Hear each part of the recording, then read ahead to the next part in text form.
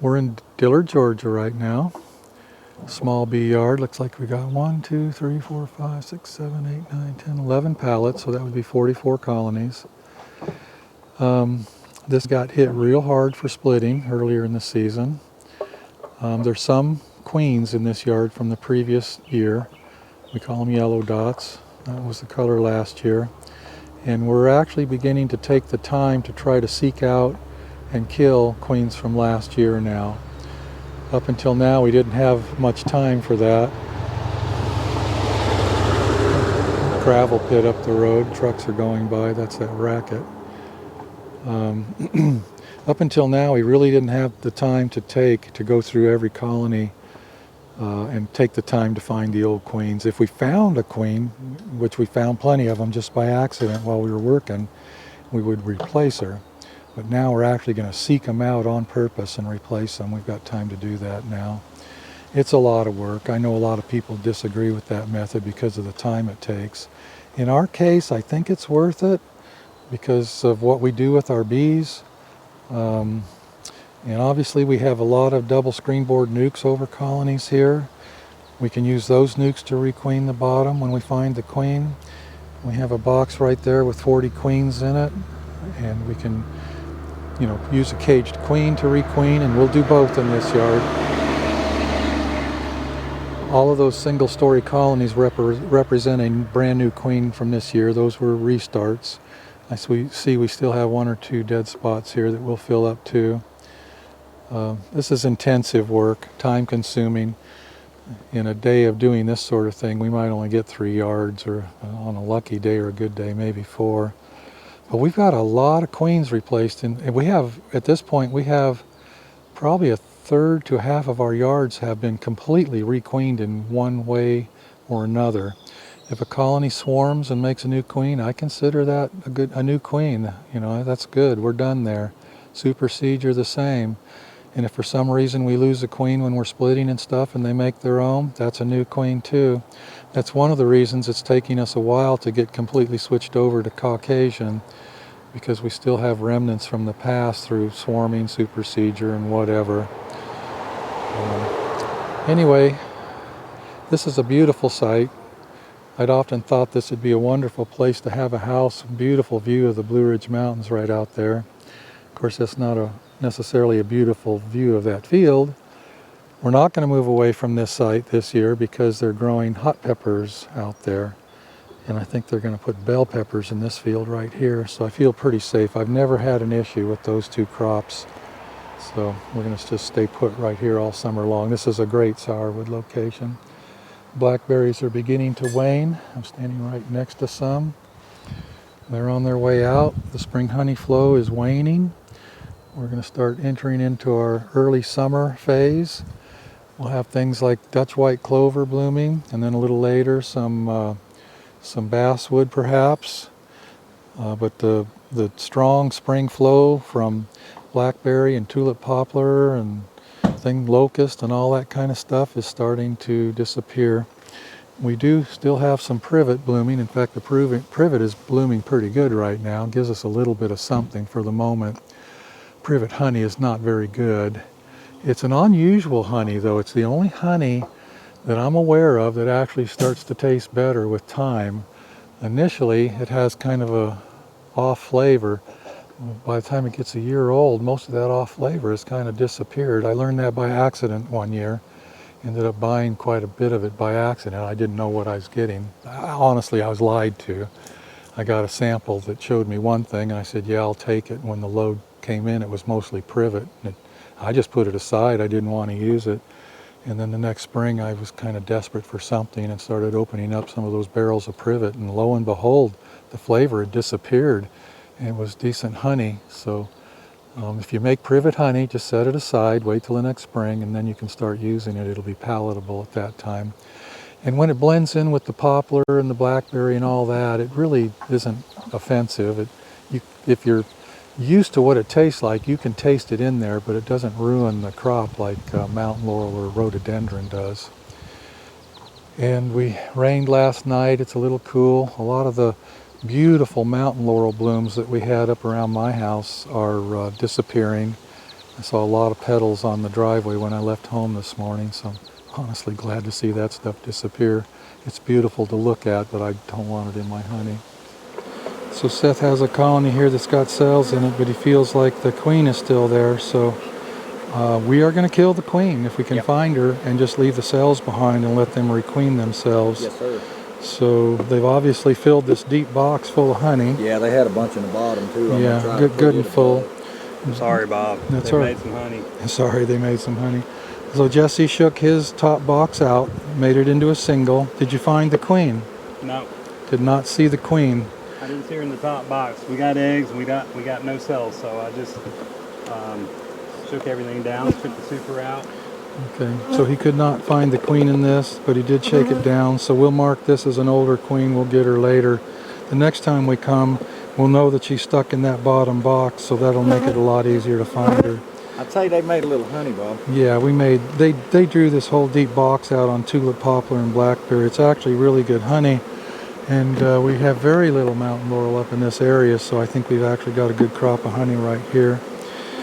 Some of the colonies had supers on them. They're full of honey too, so. That's flat full. So Seth's looking for his queen as he go. Sure. Seth's good at finding queens. He'll find her. I've had a lot of practice. A lot of practice in the last few years. You want me to under super on this? Yeah, I'd under super because they're so full. Yeah. Normally I like to top super, but in this case we want to give them a sense of void in the middle. Try to help the swarming impulse a little, although swarming is almost over at this point. So Seth's going to leave 2 cells in that colony. Once he finds the queen, he'll leave 2 cells behind, and we'll mark it as a cell on this date, and we'll check it when we get back here in a couple weeks. And if it's not queen right or something's gone wrong, we'll still have some of these nukes over these double screen boards to fix it with.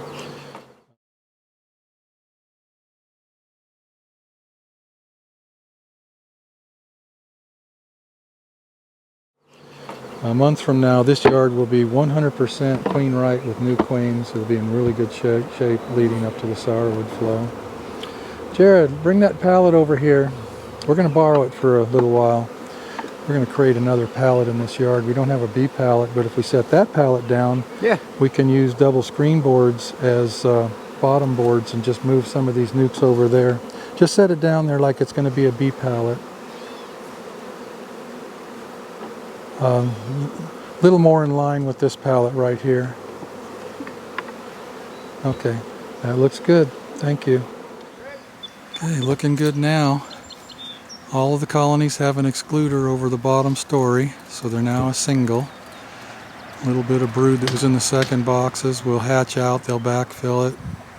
Many of them got another super. They were really full of honey.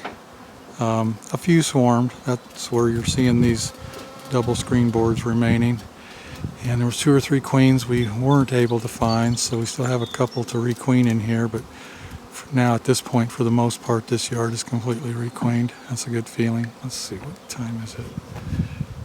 That took 2 hours in this yard. That's a long time to spend in a yard, but it's a good feeling. Know it's going to go in through the rest of the summer and into the winter with all brand new queens. Get her done. Okay, get her done. I always like to say, let's break into one, but let's break into it. Now, another thing is we have to be mindful that this yard is getting moved soon. These fields out here are the same as they were over at Piggly Wiggly. They're going to be laying down pesticides and stuff down there in about 3 weeks. So at some point we got to move this yard in the next 2 or 3 weeks. And I'm going to miss this spot. It's a really, I've kind of come to appreciate this spot. It's pretty scenic. Mountains and quiet, and we have a good windbreak, and I think the people. We'll be back, huh? We'll be back next We'll bring them back next fall. The same routine. We'll move these to a place that's safe for now, and then later we'll move them back. You know, it's a good goldenrod area right around here. All right, get her done. Oops. Okay, this yard turned out to be pretty good. We had a few that had swarmed.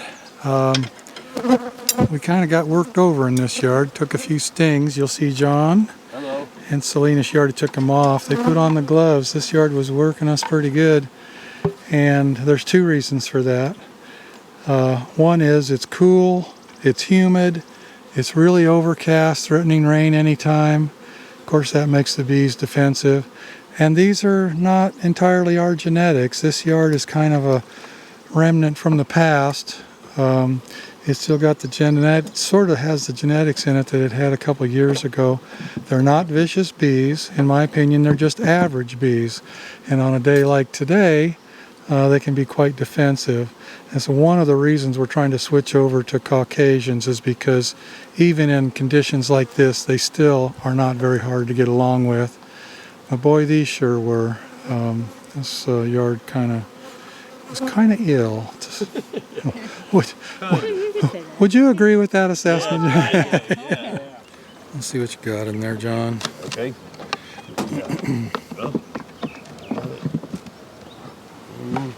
Oh, that might be a dud. It's a little, yeah. It's too small.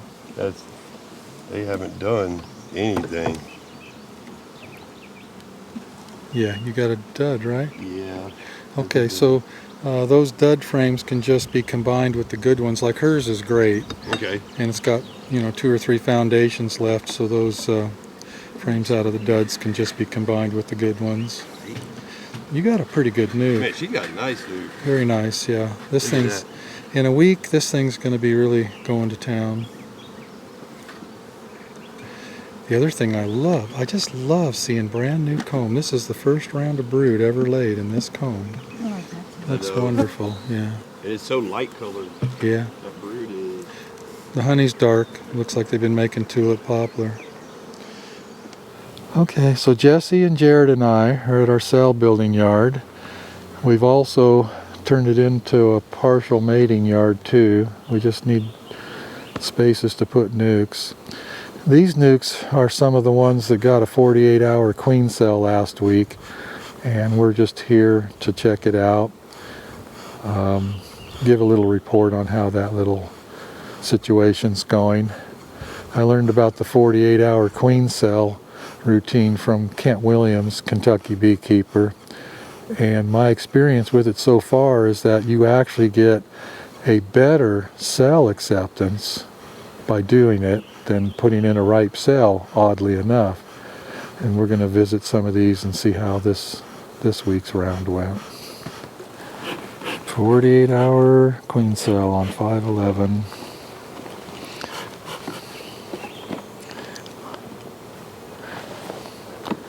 They're not huge nukes, but I did figure out one thing. You don't want to do this 48-hour queen cell thing with a really small nuke. You need at least a 3-frame nuke in good condition to get the cell drawn out properly. Even a small nuke with just 1 frame will draw the cells out. It's just that they don't do as good a job. Look at that, Bob. That was foundation. That was foundation? No. Yep, it had 2 foundations. Really? Yep. Okay. I'll bet you there's a lot of mountain laurel in there. Mountain laurel. Let's see. Is that ours? That's one they built right there. Yeah. That's when they built. Well, let's leave it till we see if they drew out ours.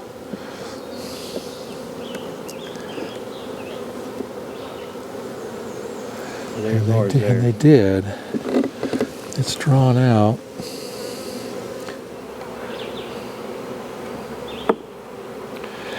Most colonies of bees will start emergency cells between 8 and 24 hours after they become queenless. And sometimes they'll choose an older larva, but in most cases they'll choose something around 36 to 48 hours old. If we get our cell in there first, it usually hatches a few hours before anything they were to build themselves. So we'll see in this case they did start some emergency cells of their own. They look like good cells too. Looks like good cells, yeah.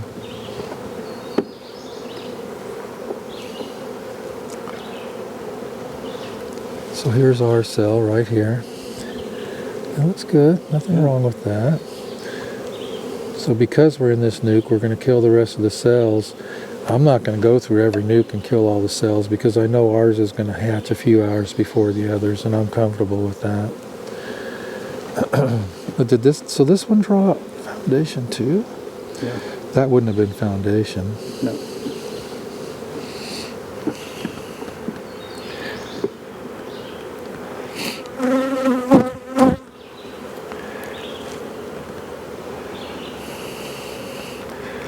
Now, so the first question somebody's going to ask, well, if the nuke's building decent cells on its own, why even bother putting in a 48-hour queen cell? It's because we're trying to generate specific genetics. That's the main reason for putting our own queen cells in there, so we can control the genetic makeup of our outfit. Now this nuke, let's pull that frame out again. Any frame so I can look at the bees. Let's see. Make sure we got plenty of space here for the... So you can look at these bees and see that this is generally our bees. They're really dark. There's a little bit of yellow in here, but not much. So in many cases, if they were raising their own, we'd still get that Caucasian with a little Carniolan influence. But you look at this from a polyandry situation, if they're raising a cell on their own, we're not sure what drone would have been the father of that cell. So when we make our own cells and we have these artificially inseminated queens, at least we know that side of our genetic makeup. One of the other keys to this is to either have a nectar flow. Of course you have to have pollen in the frame, but you need a little bit of a nectar flow, or you need to be feeding thin sucrose syrup. So as the season progresses, if we run out of honey flow and we do this same thing with 48-hour cells, we will be providing a jar. Yeah, so we got a little nectar flow. Jesse's telling me that. And I was there for some of this. There were 3 frames and then 2 foundations. So yeah, they've been drawing foundation. They made some nice looking cells. Yeah, those are nice looking cells. Decent enough. I mean, there's a lot of yellow influence in this. I definitely don't... Hopefully our cell's good so we can kill these cells. I'd rather have our Caucasian. Yeah, those are decent looking cells. A decent nuke will make a decent cell.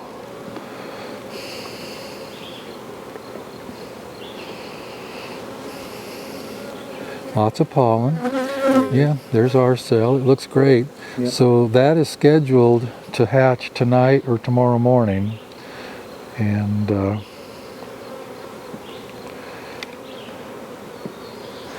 so anyway, bottom line, it works if you do it right. If you use a decent nuke, they draw nice cells, and you virtually get nearly 100% cell acceptance when you let them draw it out themselves. So we've got several cell builders going on here at one time. We have breeder queens right here. These 3 boxes have breeder queens in them that we're grafting from. Today is Thursday. Jesse grafted on Tuesday, so we're here to reverse these cell starters, turn them into cell finishers. We got 3, 4 going at one time. And we've been doing that every week. At some point we'll stop making cells. Probably sometime in mid to late July we'll be done making cells. So here's one that is currently a cell finisher because the queen is on the bottom and the grafted cells are on the top. This one is a cell starter because the bottom is queenless where we put our grafted cells. The queen is up on top, and today we are here to reverse these and turn those units that are cell starters into queen-right cell finishers. I know our method is a little different. I'll put a link at the end of this video on how we do our queen cells.